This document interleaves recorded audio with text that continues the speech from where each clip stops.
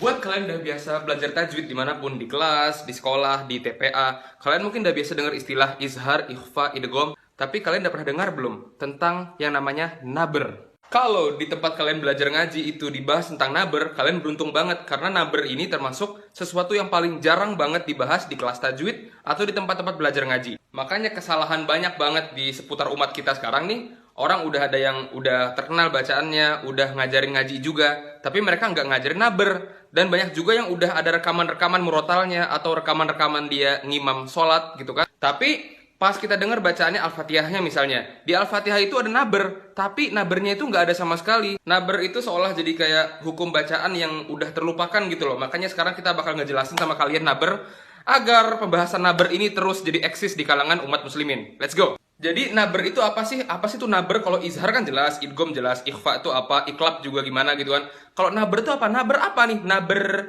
baru denger nih di kuping kita nih apa nih naber? Naber kalau secara bahasa singkatnya ya, itu artinya mengangkat sesuatu di atas kebiasaannya. Misal nih kalian lihat kucing jantan sama kucing jantan berantem di jalan. Kucing jantan nih pengen kawinin si betina nih, tapi kucing jantan ini gak terima karena dia naksir juga sama kucing betina nih. Ntar kucing ini kan, nah itu suara yang nah itu naber. Terus misal kalian nonton MotoGP nih, nonton F1, pas mobil datang, mobil F1 datang kan di sirkuit ke daerah kalian duduk, itu suara, nah itu naber. Kalian lagi ospek misalnya di kampus-kampus, terus si apa sih cutting apa bahasanya lah, orang-orang yang ngerjain kalian pada kayak, woi, push up yang bener. Nah pas dia ngomong, nah suara itu naber. Kalau dalam ilmu tajwid, naber itu artinya mengangkat suara dengan tujuan menjaga atau memperjelas sifat huruf setelahnya, atau untuk menjaga maknanya. Karena ada beberapa ayat yang kalau kita nggak pakai naber di situ, maknanya bisa samar-samar di kuping kita, bisa jadi makna yang lain, bisa nggak tersampaikan makna yang seharusnya dibacakan di ayat itu. Sini deh biar gue perjelas sama kalian, di Quran tuh gimana sih contoh naber-naber di ayat-ayat Al-Quran. Contohnya ya, yang kita paling sering baca naber, tapi kita nggak sadar namanya itu naber, di Al-Fatihah. Shiratal ladzina an'amta 'alaihim ghairil maghdubi 'alaihim waladdallin.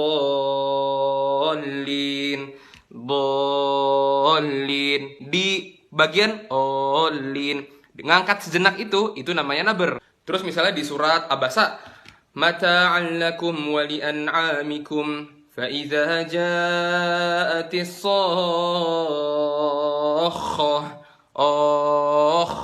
di sokhah gelombang tadi tuh suara itu naber namanya. Oke, langsung aja kita masuk ke pembahasan kita. Jadi dalam pembacaan Al-Quran ada 5 kondisi di saat ayat itu dibaca naber di situ. Setiap kondisi gue bakal kasih contoh banyak banget, jadi kalian tuh nggak salah lagi insya Allah pas baca. Jadi keep up sampai akhir video ya. Kalau misalnya agak lama, ini bener-bener dibahas semuanya tentang naber. Jadi kalian jangan sampai kelewatan sedetik pun. Yang pertama yaitu perpindahan bunyi mad ke huruf yang bertasydid, yang ada tasydidnya, ke selain huruf gunnah yaitu mim sama nun. Tujuannya agar tasydid terbaca dan terdengar dengan baik. Jadi memperjelas tasydid deh di huruf setelahnya.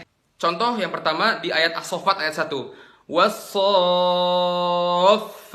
saffa, was-saffati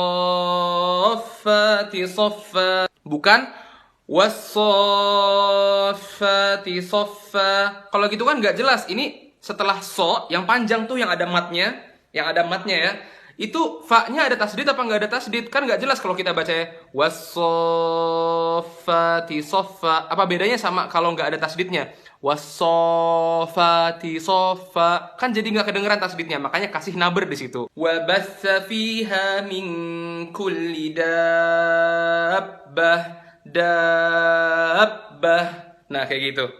Terus di ayat terakhir Al-Mujadalah, la tajidu qauman yu'minuna billahi wal yawmil akhir yuwadduna man haddallaha wa rasulah. Terus contoh terakhir yang tadi di Abasa فَإِذَا جَاءَتِ الصَّاخَّةُ. Nah kayak gitu. Kondisi kedua yaitu ketika waqaf. Waqaf tuh berhenti ya. Ketika waqaf di huruf yang ada tasdidnya, yang bertasdid selain huruf gunnah. Ingat ya, kalau gue bilang huruf gunnah berarti nun sama mim. Contoh ayat tentang berbakti pada orang tua. biar kita berkata-kata yang baik. Fala taqul lahuma uff.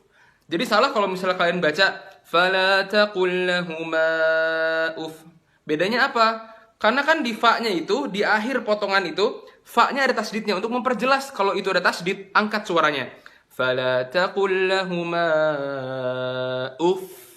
Makanya orang banyak yang pertama-tama belum pernah belajar naber, habis itu dia udah nemuin irama yang enak nih buat ngaji. Bacalah surat Al-Isra.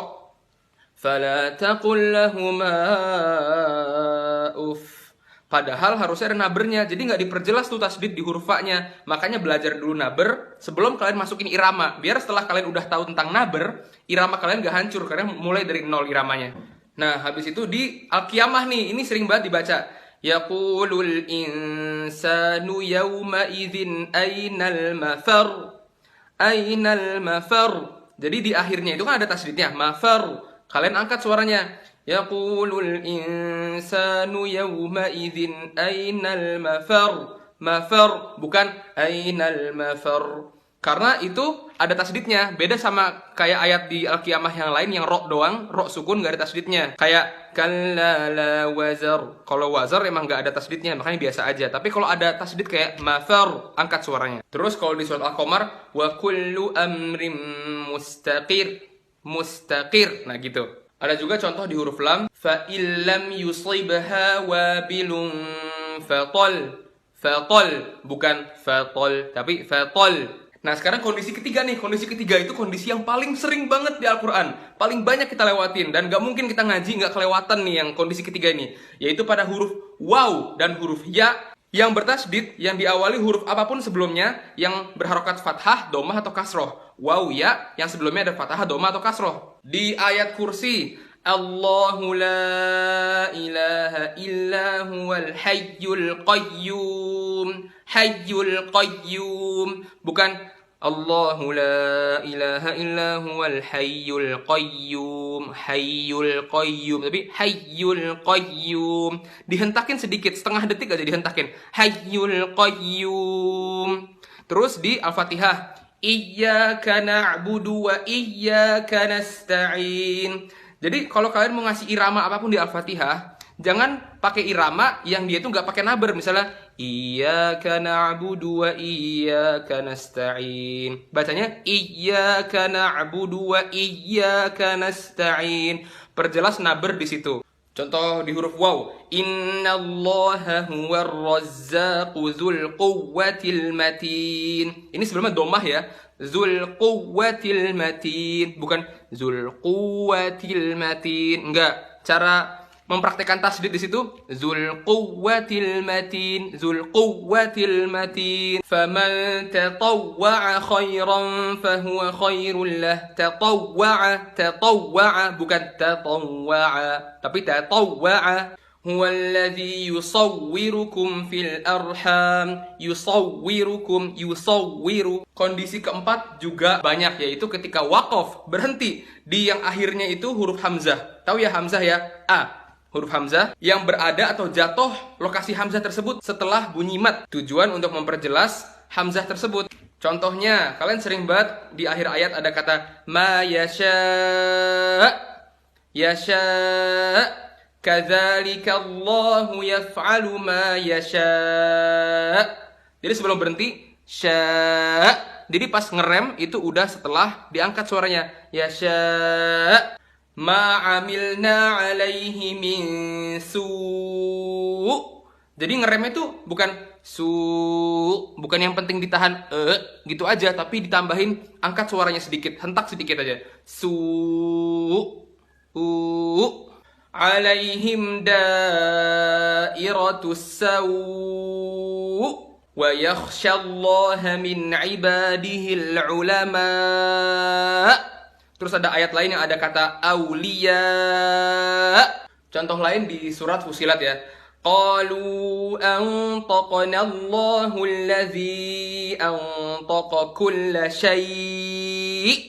Nah, kalau ini lokasi terakhir terjadinya naber ya. Ini agak-agak sulit sih karena kita harus ngelihat arti juga dan kita harus paham juga tentang huruf ini, yaitu pada alif tasniyah. Alif tasniyah itu artinya alif yang menunjukkan kalau ini tuh untuk dua orang, bukan satu orang yang disebut di ayat tersebut. Alif tasniyah itu ketemu sama hamzah wasol agar terbedakan antara domir mufrad sama musanna, agar kita tahu ini tuh ayat yang diperjelas tuh untuk ada dua orang di situ pelakunya, bukan satu orang doang. Jadi tambahin naber di situ.